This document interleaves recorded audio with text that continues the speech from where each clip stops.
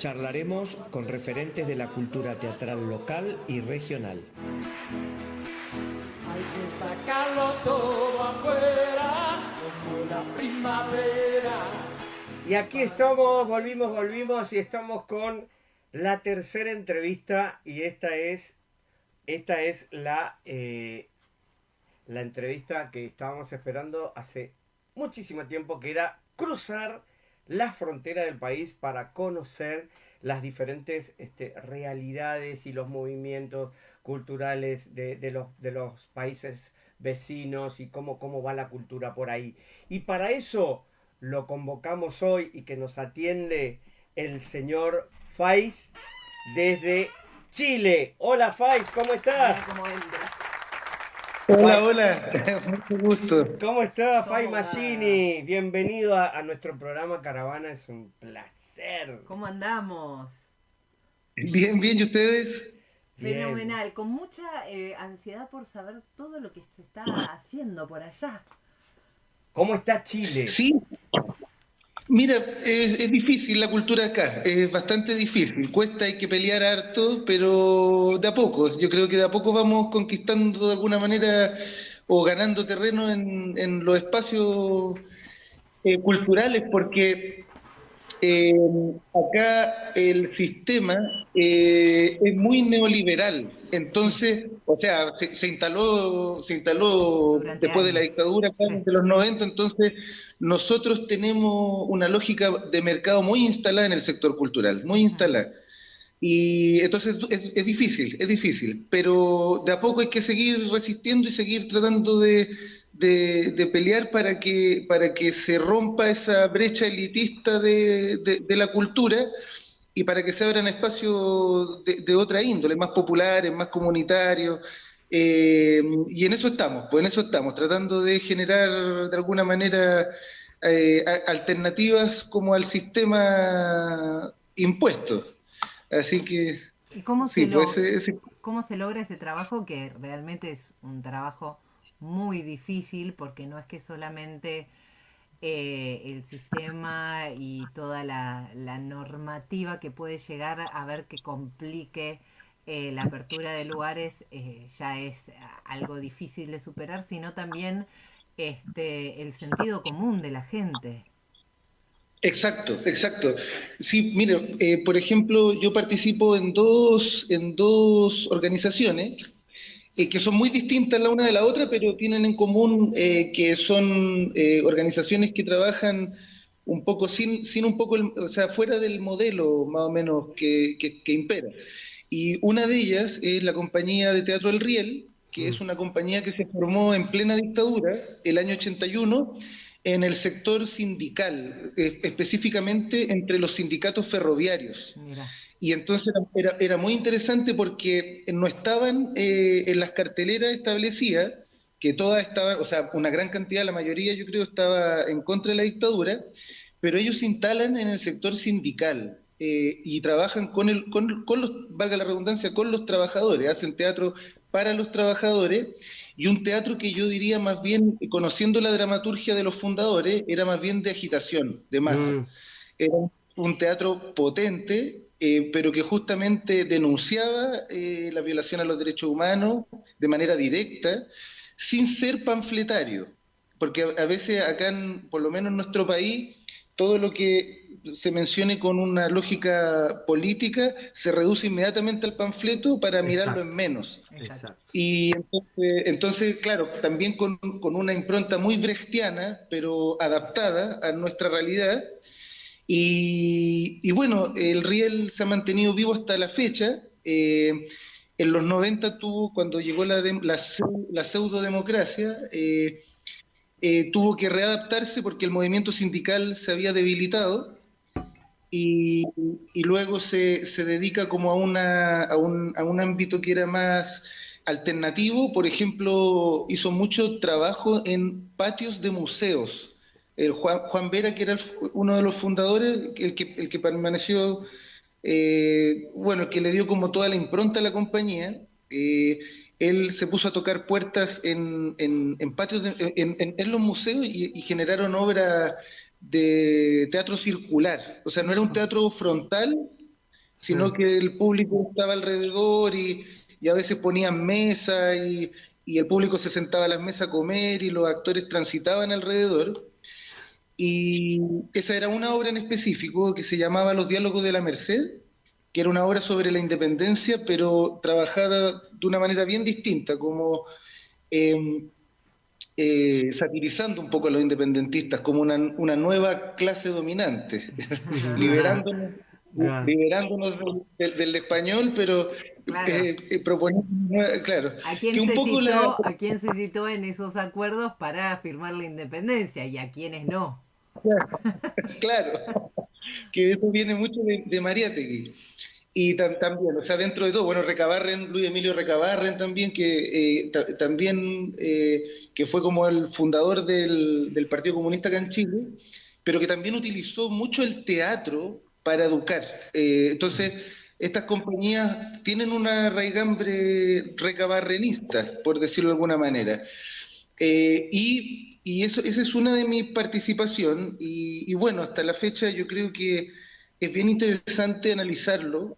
Yo creo que todavía no podemos como hacer como un análisis tan acabado, pero uno va viendo que en el proceso de avance de los 80 en dictadura, los 90 en democracia, estas compañías que se produjeron en ese periodo se fueron desarticulando también.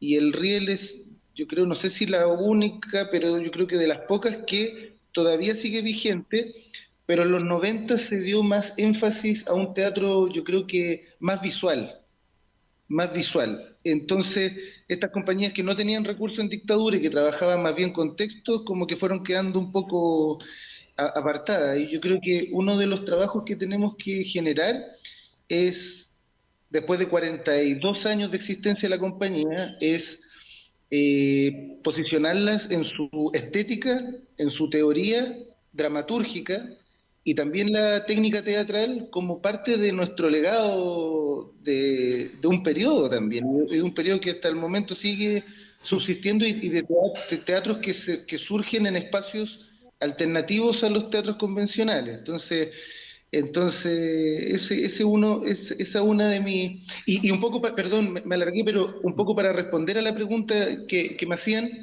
¿cómo proponemos también romper con este esquema más o menos sistémico que tenemos nosotros? En este momento también se dio la posibilidad, yo vivo en un barrio céntrico, donde había un teatro que es del año 13 y que se reconstruyó el año 31, que se llama el Teatro Novedades, que era un teatro antiguo, con una arquitectura de ese tiempo, no sé si el estilo será Art Nouveau, pero es como ese tipo de arquitectura, y que estaba abandonado, llevaba como 20 años abandonado. Y los vecinos se organizaron después del estallido o la revuelta.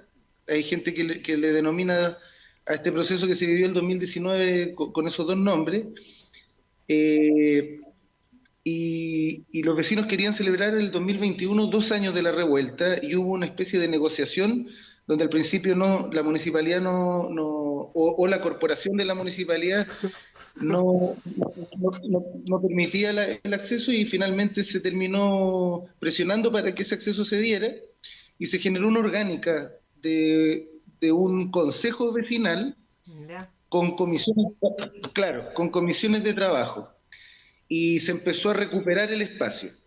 Y ese espacio nosotros nos llamamos Consejo Vecinal del Teatro Comunitario Novedades. Le cambiamos el nombre, o sea, incorporamos la palabra comunitario. Claro. Y una de las cosas que hemos conversado mucho allá es porque al principio nuestra generación, yo tengo 42 años, y la generación nuestra ya está, se podría decir, yo ocupo una palabra un poco peyorativa, que reemplazo por educada, pero puso como domesticada al sistema.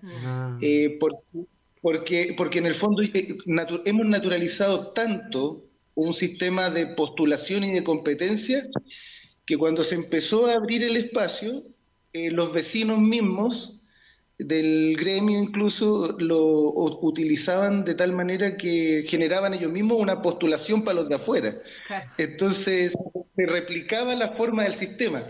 Y una de las cosas que hemos conversado mucho en el Consejo es tener el modelo, no el modelo, porque yo creo que estamos haciendo algo distinto, pero hemos tenido mucho el ejemplo del Galpón Catalina Sur. Ah, mira. Yo no he estado allá, pero hemos tenido algunos vecinos, bueno, mi compañera, ella estudió 3 meses allá y estuvo en Catalina Sur, y para ella fue una experiencia que para nosotros, que ella siempre admiró, por una admiración a ustedes, a los hermanos del otro lado de la cordillera, por el trabajo comunitario que nosotros no hemos podido recuperar desde la dictadura y que yo creo que recién ahora estamos empezando a recuperar. Una admiración al trabajo comunitario que realizan allá. Y yo sí he participado en unos festivales de Chillán, del sur de Chile, y he tenido contacto con algunos amigos argentinos, y también pues todos vienen del trabajo comunitario que para nosotros es muy difícil realizar. Entonces yo, y para cerrar la pregunta, que me extendí bastante, para cerrar la pregunta, yo creo que sí, yo creo que por lo menos lo que se está haciendo en la recuperación de ese espacio, del Teatro Comunitario Novedades, ahora llamado así, es generar un quiebre, por lo menos con los sistemas de competencia y de postulación que nuestro modelo chileno en la cultura ha instalado desde los 90, y que de alguna manera tenemos que hacerlo más solidario y más territorial. Y yo creo que es un buen momento para que eso ocurra, con todo esto que se está difundiendo también de los puntos de cultura, se empieza a generar un movimiento. Sin embargo, acá vemos que en Chile se instala nuevamente con sistemas de postulación y competencia. Claro. Entonces, para ser considerado punto de cultura, entonces yo no sé cómo se dará en los otros lugares, pero de alguna manera, para poder ser punto de cultura tenemos que competir entre nosotros nuevamente. Claro. Y no nos unimos en una lógica, o cuesta, tal vez yo creo que pueden haber territorios donde sí haya mayor unidad, Pero hay que construirla. Sí. Eso. Ay, perdón. Dale. No, tengo millones de preguntas para hacerte. Bueno, como vos mencionás, la revuelta del 2019 que fue inmensa y marcadísima en Chile, y también fue ejemplo para distintos sectores, no solamente de la cultura, la juventud, el movimiento estudiantil y demás. Generó se ve mucho movimiento, y me interesa saber cómo se recupera este espacio, pensándolo desde el Consejo. ¿Qué entidad tiene el Consejo? ¿Cómo funciona ese Consejo como para poder transformar el teatro no sé si competir desde una cuestión mercantilista, pero instalarse en la conciencia social de barrial o de la región de Chile, en donde está ubicado? Sí, bueno, es difícil porque el estallido o revuelta generó un movimiento que, bueno, yo creo que estamos cerca. Hay unas demandas actualmente que nos da para pensar que podemos volver a una segunda revuelta, porque la situación económica es bien brutal. Pero de alguna manera yo creo que no, la revuelta da una doble sensación, una sensación de fracaso y una sensación de una mirada al menos de algo que no está resuelto. Hubo un movimiento muy fuerte, pero muy desunido. Sí. Y yo creo que parte de nuestro fracaso, por asumirlo o decirlo de alguna manera, tiene que ver con que no logramos tener una concepción de clase, que todas las demandas son muy múltiples, demasiado múltiples, y que en el momento en que se generó la organización del proceso constituyente y todo eso, al final hubieron muchas críticas a lo que se estaba redactando, y también había mucha esperanza de un Chile distinto. pero que al parecer tenemos que asumir de que no se redactó. A mí me gustaba la Constitución que se estaba armando, pero tenemos tal vez hay que reconocer que no identificaba una clase, y también de alguna manera,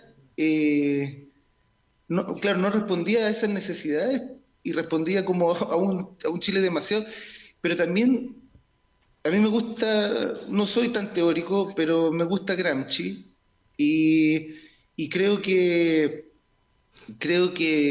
ese elemento de que hubo tanta movilización que nosotros nunca vimos a la masa desmovilizada. Y esa masa apolítica, e indiferente, se veía invisible porque estaban en las casas. Entonces hubo un nivel de movimiento, de manifestaciones culturales tan fuerte que nosotros jurábamos que estábamos en un proceso donde se iba a cambiar la Constitución, pues. Y no visibilizamos los que no estaban movilizados, que eran más y eran invisibles a nuestro ojo, al ojo del que estaba movilizado. Y de alguna manera, yo creo que finalmente, por lo menos, da pie a un cambio, yo creo que de una necesidad también de manera de relacionarse. Y esa manera de relacionarse yo creo que la podemos llevar a cabo con, por ejemplo, lo que se da en el teatro. Es bien interesante porque nosotros, con nuestra idea de romper con la lógica de la competencia y la postulación, decidimos hacer una programación colectiva, en donde se hace un llamado abierto para que la gente, de una manera muy común, se anote en papelógrafos, en un calendario en papelógrafos, por los distintos espacios que tiene el teatro. Hay un tercer piso que se ocupa para ensayos, que se ocupa para exposiciones, hay ferias que se hacen ferias punk, ferias de distintas agrupaciones, pero también se hace mucho trabajo para niños, se hace mucho trabajo para adulto mayor, y bueno, y nuestro trabajo como consejo, más que ser como o sea, hasta el momento llevamos como 2 años y tanto, casi 3 años, más que son los que generan una actividad cultural, somos los que facilitamos el espacio a otras agrupaciones que sí generan su trabajo desde adentro, y de esa manera yo creo que la programación colectiva, que lo hace más simple, genera que si 2 personas se conocen programándose en un mismo día, se conozcan y se pongan de acuerdo y dialoguen, lo que no ocurre cuando uno manda un correo con un dossier, y la gente le llega una respuesta diciéndole: usted no ha quedado, ni siquiera te da las razones, siga participando. Pero acá se conocen y ya no depende de un experto o de un jurado o un evaluador que decida, depende de la autorregulación y de la autoconvocatoria, en el fondo, de la gente, y de que la gente dialogue entre sí, y en algunos casos lo interesante es que hay gente que se ha dado cuenta que pueden trabajar en conjunto en actividad. Se conocen ahí, y entonces yo creo que eso, nosotros estamos tratando de hacer harto ruido para que esta forma de trabajo, que además que de parte del Consejo es prácticamente un trabajo voluntario, no hay un lucro detrás de esto, pero hay mucho trabajo voluntario. O sea, nosotros prácticamente trabajamos después de nuestras pegas, Claro. nosotros le pega acá al trabajo. Nosotros tenemos nuestro trabajo estable, y después del trabajo estable trabajamos en esto. Entonces, ¿Y cómo se elige ese consejo? ¿Quiénes lo integran? ¿Por qué son parte del consejo? ¿O cualquiera puede participar? ¿Cómo es? no, o sea, sí y no, las dos cosas. El consejo se integra por vecinos que empezaron a agruparse en esta organización, donde nos dividimos por comisiones de trabajo. Ujú. Y ¿cómo se llama? Y empezamos a generar, bueno, primero se hizo una minga para limpiar, y se sacaron los escombros en una jornada muy, muy amplia, donde llegaron todos los vecinos, o sea, no todos, pero una gran cantidad de vecinos, y luego empezó a generarse de ese trabajo, se empezó a generar reuniones, empezar a agruparse, empezar a conocerse con vecinos que no nos conocíamos, y entonces se empezó a generar ese trabajo. Y ese lugar, ese teatro, pertenece el inmueble a la municipalidad. Entonces, eso nos generó la necesidad de conformarnos con una personalidad jurídica que se terminó dando después de un año de trabajo, porque los trámites son muy largos en este país, los trámites burocráticos son muy largos, te dan 3 meses para esperar una cosa, después 6 meses para esperar otra, y al final pasa más de un año. Acá también, ¿eh? No te creas, no te creas. Todo Sudamérica es un poco así. Bueno, ¿y cómo siguieron? Entonces se genera una especie de cogestión con la Bueno, acá en Chile, en dictadura, decidieron hacer corporaciones municipales para externalizar la administración de la municipalidad. Entonces ahora, por ejemplo, que en la municipalidad hay un gobierno de izquierda, pero la estructura quedó amarrada de esa manera desde la dictadura. Entonces nosotros nos vinculamos con la corporación de la municipalidad y tenemos que cogestionar el espacio, lo cual es bueno y malo. Claro. Claro. No, pues no terminás teniendo la autonomía absoluta para funcionar como este espacio, ¿no? Exacto. De hecho, es bueno porque nosotros como vecinos voluntarios no tenemos las condiciones económicas para pagar las cosas básicas de una cosa tan grande, de un edificio tan grande que requiere luz, agua, gente que trabaje de manera estable en la puerta, como hay trabajadores que son asalariados de la corporación y que nos queremos mucho además. Se genera una relación muy amistosa, muy acogedora en ese trabajo diario, pero al mismo tiempo nos permite accionar el espacio, abrirlo a la comunidad, pero como bien dicen ustedes, cuesta mucho la parte de autonomía, claro. Entonces tenemos que estar muñequeando. Claro, negociando todo el tiempo, Bueno, y ese consejo se formó con los vecinos, pero por ejemplo, ¿está abierto a la comunidad? Si alguien quiere formar parte de ese consejo, ¿cómo se regula, digamos? Hay gente, sí, pues, tenemos estas comisiones de trabajo, tenemos asambleas cada 2 semanas. ¿Cómo se llama? Nos ponemos de acuerdo para organizarnos durante el semestre, porque esta programación colectiva nosotros la hacemos, esta es la tercera, llevamos 3, y son semestrales. Entonces se genera trabajo. Yo estoy en una comisión que es patrimonio, y entonces la gente que quiere entrar, por ejemplo, perfectamente puede llegar a las reuniones y posterior a eso incorporarse a una comisión. Entonces que sepan también en el fondo, o sea, que vayan incorporándose de manera activa al trabajo de organización. Pues, súper interesante. Muy lindo. Es súper interesante.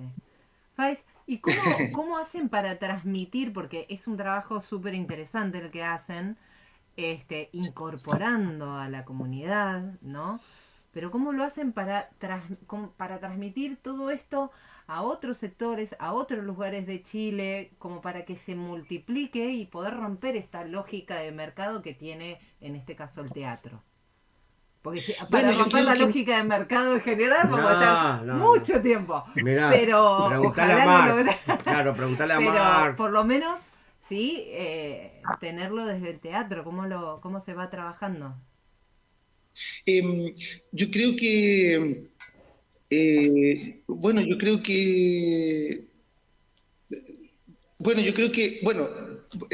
voy a ordenar la cabeza. En la última programación colectiva llegaron alrededor de, yo creo que 130 o 140 agrupaciones, por ejemplo. Entonces, semestralmente se está llevando a cabo una cantidad de actividad que es muy fuerte, porque se ocupa el espacio de lunes a sábado, de lunes a miércoles, con ensayos, talleres, etcétera. Y en los miércoles nosotros hacemos cine gratis para los vecinos, y de jueves a sábado artes escénicas, por ejemplo, de tarde y de día hay distintas actividades, además de las ferias. Las ferias han sido de una gran cantidad de gente. tuvimos a una compañía argentina que se repletó el teatro, la obra se llama Un hombre peligroso. Yo, perdónenme que justo no me acordé antes de la entrevista de verificar eso, pero y es sobre el movimiento anarquista de principio de siglo, y aquí se repletó, por ejemplo. Y yo creo que, y bueno, ya han habido otras actividades que han generado mucha circulación de gente. Entonces, yo creo que una de las formas más directas ha sido el boca en boca. Yo creo que se ha hablado harto en 1 año y medio más o menos de trabajo, porque son 3 semestres, o 1 año y un poquito más, porque vamos para el tercer semestre, no desde que se recupera el espacio, sino que desde que se instala la programación colectiva. Exacto. Porque al principio, claro, también tuvimos nuestras dicotomías con la reproducción del sistema. Claro, acordar. Claro. Y ¿cómo se llama? Yo creo que el boca en boca, pero lo bueno que nos ha ido pasando últimamente, bueno, nosotros tratábamos de recuperar la papelería para no solamente ocupar las redes sociales, sino que también poner afiche en el barrio. Y eso ha hecho que mucha gente de otros segmentos, no sé cómo decirle, que no ocupa redes sociales, se acercara. Se enteraran por el afiche en la esquina. Y así fue con la Minga, por ejemplo, que llegaron personas. Y lo bonito es que yo creo que de alguna manera han surgido miradas de gente de alrededor, de algunos periodistas de teatro, o una persona que escribe en una revista que es internacional, pero que es humanista, por ejemplo, que hayan publicado cosas que han tenido harta difusión. Y la última programación colectiva, después yo creo que un trabajo que ha sido como de constancia, ha generado eso, de que se difunda también no solamente del boca en boca, sino que han habido algunos medios que han publicado, algunos vecinos del Consejo también han escrito y han podido sacar algunos artículos donde se habla de este modelo que no es complejo para nada, pero al que se le hace el quite.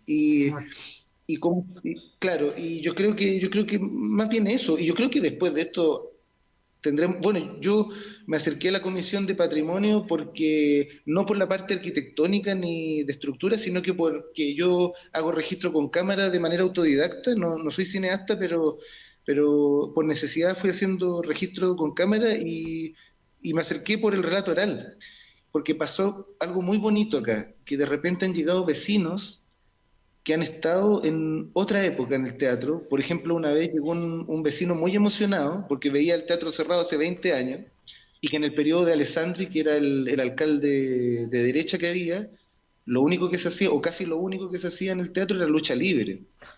Y lo cual yo no estoy en contra de ninguna actividad deportiva ni de espectáculo de ese tipo. Sin embargo, ellos no se preocupaban del edificio, sino que de solamente utilizarlo por beneficio personal. Entonces, y no abrirlo, sino que mantenerlos de nicho. Entonces, ese vecino que veía el teatro cerrado llegó un día y se emocionó, porque él había sido boletero en los años 60. Entonces, o sea, antes de la Unidad Popular incluso. Entonces, y él se emocionó y pudimos tomar el relato de él.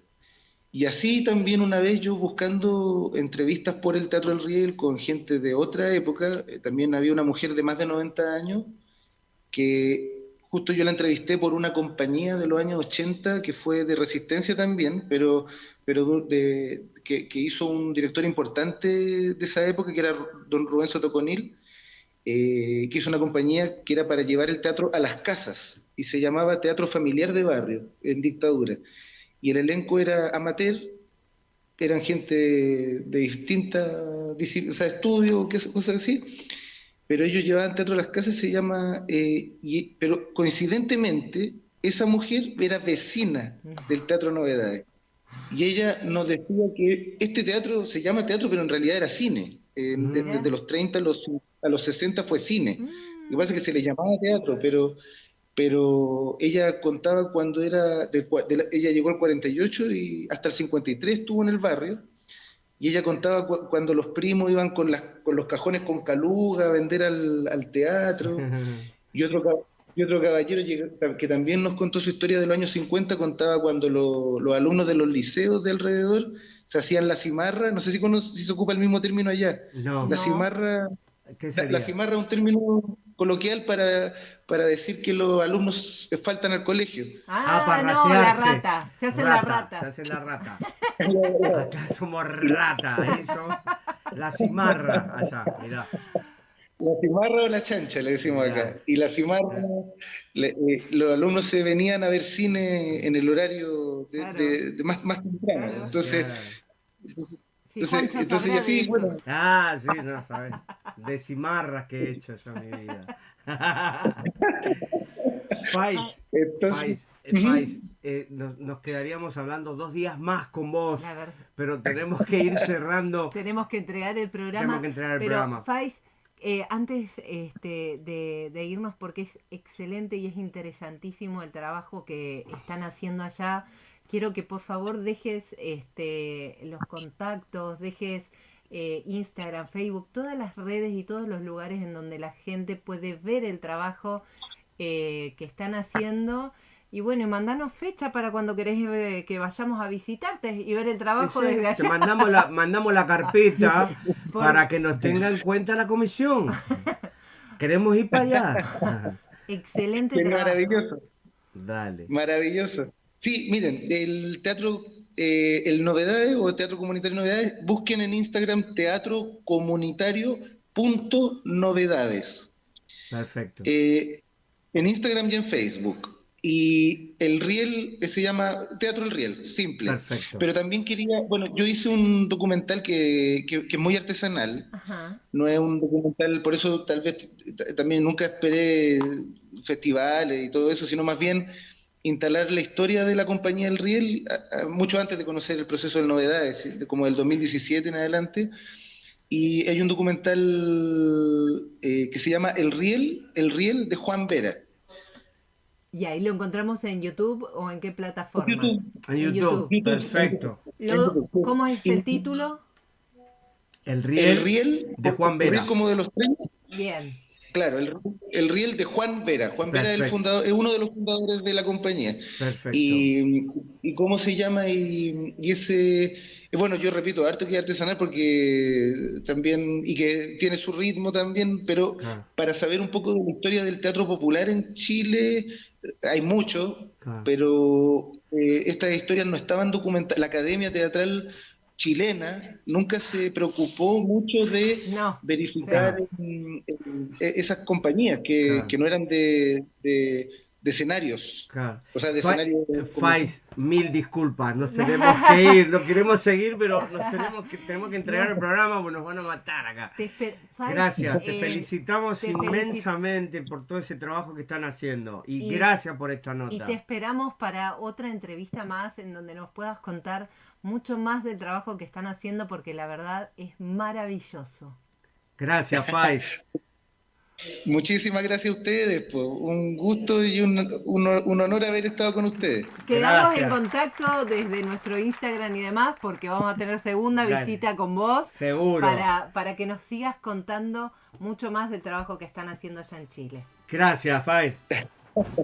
Muchas gracias a Nos ustedes. vemos. Chao, Un chao. beso enorme. Gracias. Y bueno, y nosotros nos Nos despedimos. nos vamos. Hasta el jueves que viene. El jueves que viene, por de- un programa nuevo de Caravana. Exacto, de 17 a A 19 19. horas. Por acá. Nos vemos. Chao. See the light.